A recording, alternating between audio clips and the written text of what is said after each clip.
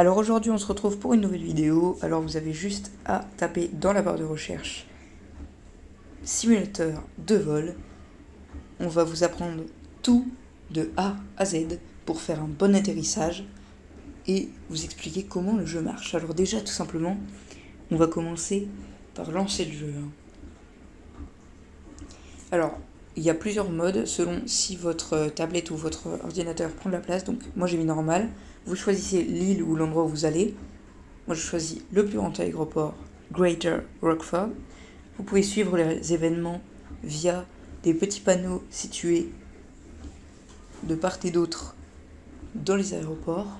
Donc là vous avez plein d'avions différents, des avions qui planent, qui volent.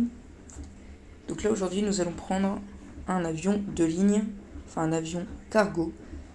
Donc là c'est nommé Clear the Path, c'est-à-dire qu'il y a déjà un avion sur notre spawner, tout simplement.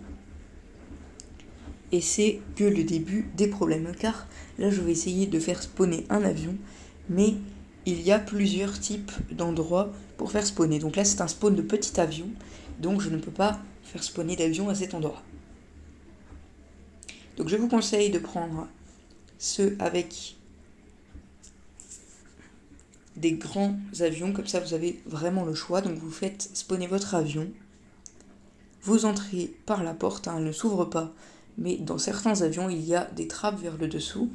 Vous montez par les marches et le jeu va vous mettre directement en pilote ou en copilote selon là où vous vous mettez dans l'avion.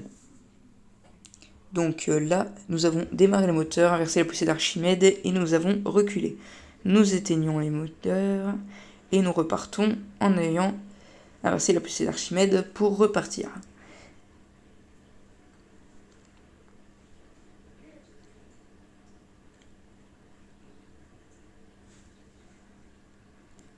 Et là, attention, un F1, un B1 lanceur, pardon. Attention, nous reculons. Il faut faire très attention aux avions pour ne pas se les prendre dans le jeu, car même s'il n'y a pas de simulation de crash dans le jeu, c'est quand même quelque chose d'important pour avoir une bonne simulation.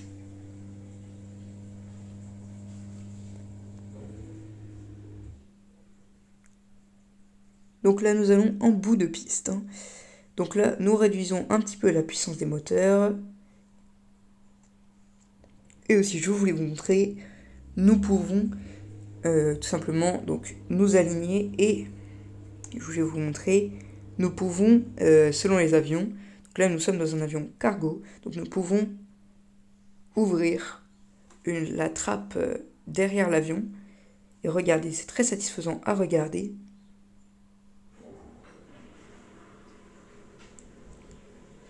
Donc voilà, je la referme.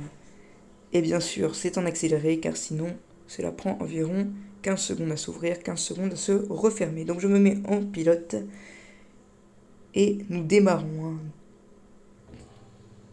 Et 100% de moteur.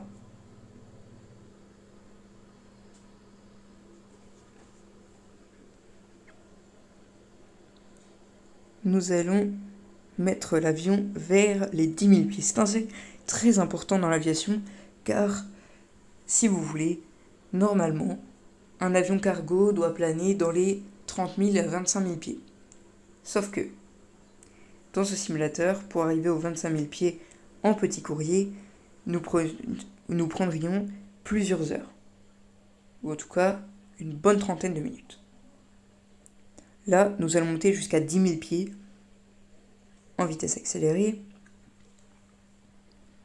Et donc aussi, je voulais vous montrer quelque chose. Nous pouvons tout simplement, selon les avions, donc là c'est un avion militaire, nous pouvons lancer des explosifs, tout simplement.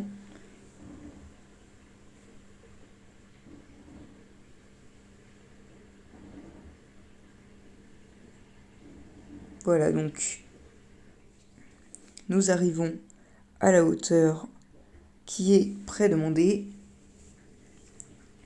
Et donc dans ce jeu, il y a un chat pour pouvoir parler avec les commandants. Donc là, nous pouvons lancer des explosifs comme ceci. Donc là, je les lance.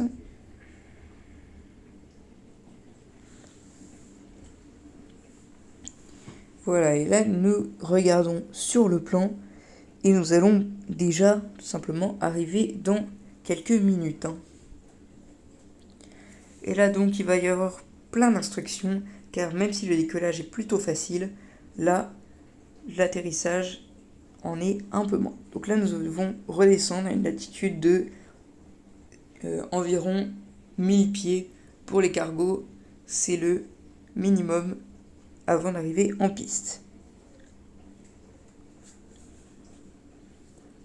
Nous allons réduire la puissance des moteurs à 75%, puis ensuite à 50%.